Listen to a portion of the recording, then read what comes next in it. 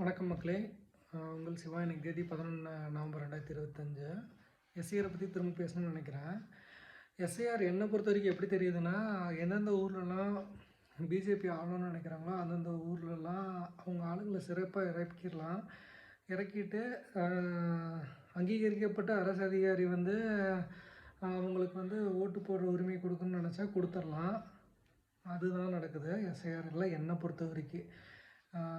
சுலபமாக படிவம் ஃபில் பண்ணி அவங்க ஓட்டுரிமை வாங்கிக்கலாம். இதே அந்த மாநிலத்தில் மக்கள் இப்போ தமிழ்நாட்டுக்கு எடுத்துக்கோங்க. 2002 நம்மளுக்கு இங்கே ஓட்டுரிமை இருந்ததா, நம்மளோட குடும்பத்தார் இங்கே யாராவது ஒருத்தவங்க இருந்து நம்மளுக்கு சப்போர்ட் பண்ணி ஓட்டு வாங்கலான்றாங்க.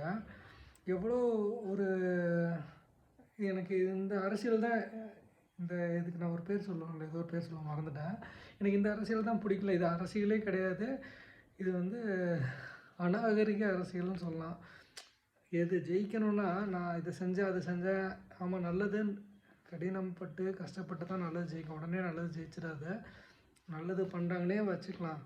ஆனால் இப்படி ஏமாற்றி, இது சாணக்கியத்தனம் கிடையாது, இது ஏமாத்துறது, இது நல்லது இல்லை.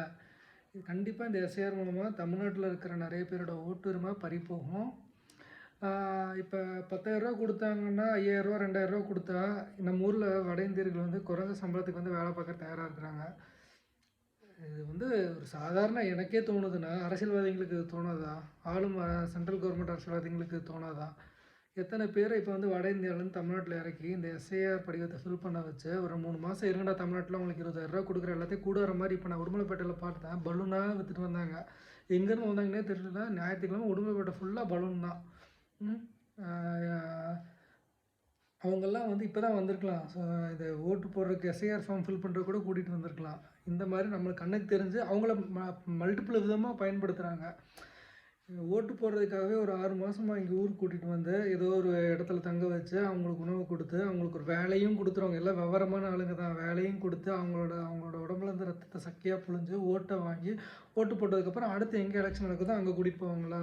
ஸ்டேட் கவர்மெண்ட் எலெக்ஷன் எங்கே நடக்குதோ. இது ரொம்ப தவறுங்க. அதெல்லாம் ஒருத்தவங்க நம்ம ஊரில் ஒரு ஓட்டு போடணுன்னா அவங்க இத்தனை மாதம் சம்பளம் வாங்கியிருக்கணும். அவங்களுக்கு ஒரு 10 பேர் இதுக்கு மட்டும் சொல்கிறாங்க. உறவினர்கள் இங்கேருந்து வாக்குமூலம் தரணுன்னா, அதே மாதிரி வட இந்தியர்களோ இல்லை வெளியூருக்காரங்களோ நம்ம ஊரில் ஓட்டுரிமை வாங்குறப்ப ஒரு 10 பேராவது குறைஞ்சபட்சம், அம்மா இவர் இந்த தெருவில் இருந்தார், 6 மாதமாக இருந்தார், என்ன அவரை ஒரு ஊராக கூட்டிகிட்டு போய் ஓட்டு போட வைப்பாங்களா? ரொம்ப தப்புங்க. இது ரொம்ப தவறான அரசியல். தவறு செஞ்சவன் உப்பு தின்னவன் தண்ணி குடிச்சு தான் ஆகணும். தப்பு செய்கிறதுக்கு பதில் சொல்லி தான் ஆகணும். முடிஞ்ச அளவுக்கு தவறுகளை குறைப்போம், எதிர்வினைகளை குறைப்போம். நன்றி.